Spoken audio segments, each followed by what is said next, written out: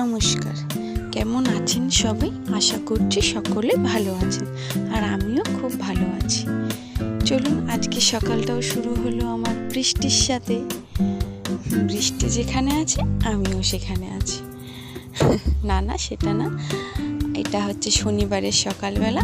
প্রচণ্ড পরিমাণে বৃষ্টি হচ্ছে বাইরে, আর এদিকে মাঠে দেখি না হাল করতে চলে এসেছে। এই জমিটা আমাদের মাঠে হাল হচ্ছে এখন, মানে ধান গাছের চারা গাছ লাগাতে হবে তো, ওই কারণে। এই বর্ষার সিজন চলে গেলে তো আর হবে না। আজকে একটু গিয়েছিলাম আমার এক বান্ধবীর বাড়ি কিছু ফুল তুলতে, মানে অপরাজিত ফুল লাগবে তো পুজোতে, কিন্তু আমাদের বাড়িতে বাবা সেই গাছগুলো তুলেই দিয়েছে, তাই গিয়েছিলাম তাদের বাড়িতে। যেতে যেতে পথে এত সুন্দর বাগানের দেখা।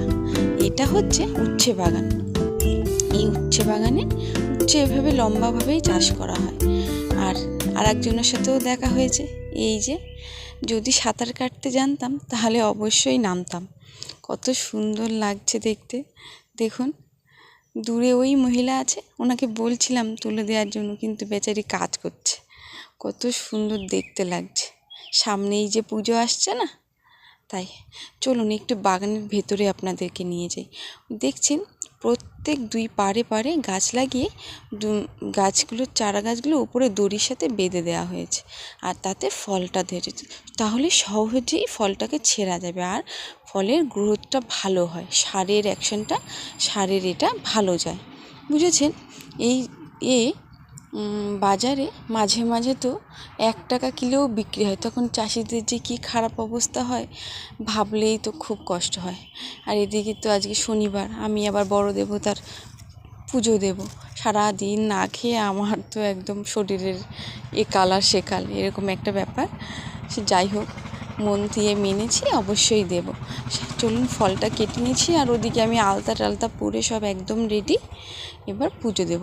ফলটা কেটে নিই, সব একে একে সব ফল কেটে নিয়েছি। অনেক কিছুই এনেছিলাম, যতটা পেরেছি ততটা দিয়েই করেছি। বেশি হলে তো কেউ খেতে চায় না। ঠাকুর কি আর খায়? যে খায় না আমরা তার সামনেই বারবার ধরিয়ে দিই, কিন্তু যারা খায় তাদের সামনে দিতে আমাদের দ্বিধাবোধ হয়, তাই না? আমি এটাই মাঝে মাঝে ভাবি যে বয়স হয়ে গেলে কেন বাবা মাদেরকে তারা দেখে না। অনেক ফ্যামিলিতে আছে বাবা মাদেরকে দেখে না। সে যাই হোক, আমি তো রেডি। এদিকে আমার এটা আমি বানিয়েছি সিন্নি প্রসাদটা, কেমন হয়েছে দেখুন তো, দেখতে কীরকম লাগছে। আর আমি রেডি হয়ে গেছি আমি। চলুন, বাইরে বেরিয়ে পড়েছি, আর ওই পেছনে আমার বান্ধবীগণরা আসছে। অনেকটা দূরেই যেতে হবে পুজোটা দিতে। এই দেখুন মন্দির, এখানে আমরা পুজো দেবো। অনেকজন এসেছে, অনেক লোকেরা এসেছিল, জানেন, অনেকজন এসেছে। দেখুন, অনেকে। তখন রাত প্রায় 11:30 বাজে। তখন আমরা পুজোতে সবে অঞ্জলি দিতে বসলাম। ওই দেখুন, ঠাকুরমশাই সবার গায়ে গঙ্গার জল ছিটিয়ে দিচ্ছে। ওই যে এবার আমার পালা। আমি যে দিদিভাইকে বলেছিলাম একটু ভিডিও করে দেওয়ার জন্য, দিদিভাইটা ফোনটা লম্বাভাবে ধরেছে, ওই কারণে আর ভিডিওটা আড়াআড়িভাবে হতে পারেনি, দেখেছেন। আর চাষের কথা বললে কি বলি বলুন তো, খুব কষ্ট এখানকার মানুষদের।